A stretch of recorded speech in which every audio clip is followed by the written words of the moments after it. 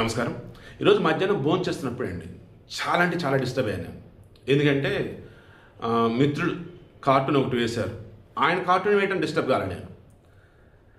సమాజంలో ఏం జరుగుతుందని ఆ కార్టూన్ వేశారు.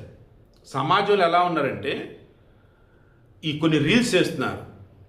హనీమూన్ ట్రిప్కి వెళ్ళినప్పుడు ఆ అబ్బాయికి బాడీ గార్డ్ అంటూ, ప్రీ వెడ్డింగ్ ఫోటోషూట్కి వెళ్తారంటే ఆ అబ్బాయికి బాడీ గార్డ్స్ అంటూ కామెడీగా ఫన్నీగా రీల్స్ చేస్తున్నారు.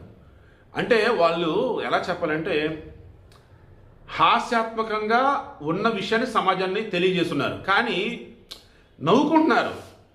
అక్కడ కేతన్ అగర్వాల్ని ఎంత ఘోరంగా చంపింది సియా అన్నది మనకు తెలుసు.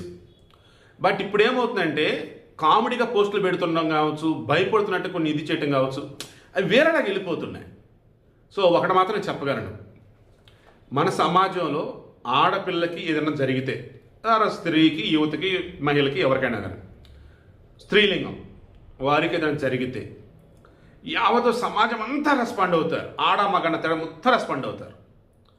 మగోడిని ఘోరాతి ఘోరంగా చంపితే కనీసం రెస్పాండ్ అవడానికి నోరులు రావట్లా, పోస్ట్ పెడతాను చేతులు రావట్లా. ఏంట్రా అంటే అంతే, మగోడి సావుకు విలువ లేదు. ఘోరమైనటువంటి మగోడి సావును కూడా మన వాళ్ళు కామెడీగా చేసేస్తారు. ఆడలను వచ్చేసి అమ్మ మామూలు కాదు అన్నట్టు చూపిస్తారు. వద్దండి, మగోడి చావును కూడా మరీ దారుణంగా ఇది చేయకండి. ప్రతిదానికి ఒక హద్దు అనేది ఉంటుంది, అది ఒకసారి తెలుసుకోండి. సమాజంలో ఈ నేడు జరుగుతున్నవన్నీ కూడా కార్టూన్ రూపంలోనూ వేరే రూపంలో మనం చూస్తూ ఉన్నప్పుడు నాకు అనిపించేది ఒకటి, జరుగుతున్న విషయాన్ని వీళ్ళు చూపారు, సంతోషం.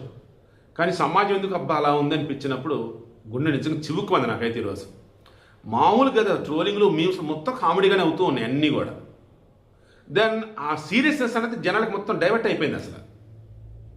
అదే ఒక ఆడపిల్లకి సంబంధించి ఇట్లాగే ఏదైనా జరిగితే, అలా కనుక ఎవరన్నా ట్రోలింగ్లు చేసినా, మీమ్స్ పెట్టినా, సరదాగా ఏదైనా స్కిట్లు, రీల్స్ ఏదైనా చేస్తే వాళ్ళ మీద కేసు కూడా పెట్టాలి. ఈ పాటికి తెలుసా? అవునా కాదా చెప్పండి. మగోడు చావంటే కామెడీ, చంపాడు మగోడిని, చంపాడు మగ జాతిని చంపాడు.